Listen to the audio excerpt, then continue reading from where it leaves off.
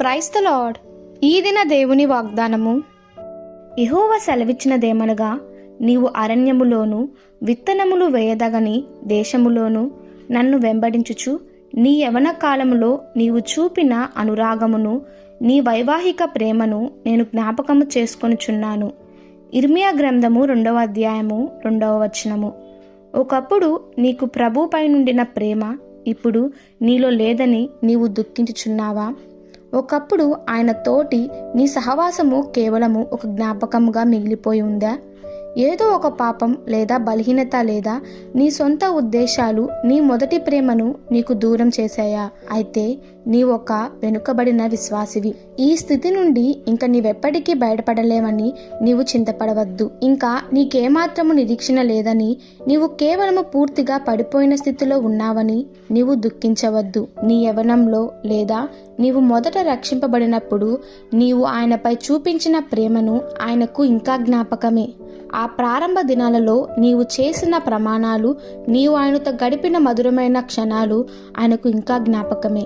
అందుకే ఆయన నీతో ఇలా అంటున్నాడు, భ్రష్టులైన బిడ్డల్లారా తిరిగి రండి, మీ అవిశ్వాసమును నేను బాగు చేసేదను. ఆత్మీయంగా వెనుకబడిన తన బిడ్డల పట్ల దేవుడెంత సున్నితంగాను ప్రేమపూర్వకంగాను ప్రవర్తిస్తున్నాడు. వారి గత పాపాలను జ్ఞాపకం చేసుకుంటకు ఆయన ఇష్టపడటం లేదు. దానికి బదులుగా వారి గత పాపాలన్నిటినీ ఆయన దూరముగా పారవేసి వారిని నీతిమంతులుగా పిలుస్తున్నాడు. ఉదాహరణకు ఆయన లోతును గురించి మాట్లాడుతూ నీతిమంతుడగు లోతు అని చెప్పుచున్నాడు. అదే విధముగా సముద్రం వద్దకు తిరిగి వెళ్ళిన పేతురుని అతని గత అపనమ్మకత్వాన్ని గురించి ఆయన ద్వేషించలేదు, కానీ అతడు సమకూర్చబడిన పరిచర్యలో తిరిగి కొనసాగించేందుకు ప్రేమపూర్వకముగా పిలుపునిస్తున్నాడు. మన జీవితంలో కూడా ఆయన అదే చేస్తున్నాడు. మన ఆత్మీయ చల్లదనాన్ని, అవిశ్వాసాన్ని, అవిధేయతను ఆయన మర్చిపోయేందుకు ఇష్టపడుతూ మనం తిరిగి సమకూర్చబడాలని ఆశిస్తున్నాడు. అవును, ఇది వాస్తవం. కావున ప్రియ విశ్వాసి, ధైర్యం తెచ్చుకో.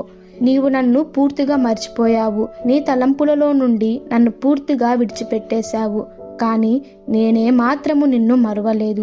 నా తలంపులలో నుండి నేను నిన్ను ఏ మాత్రము విడిచిపెట్టలేదని దేవుడు మనతో అంటున్నాడు.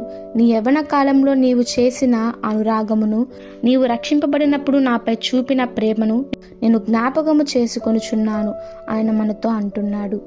ఈ దిన దేవుని వాగ్దానము మనందరి జీవితంలో నెరవేరులాగున ప్రభు కృప మనకి తోడై ఉండును గాక. ఆమెన్. God bless you.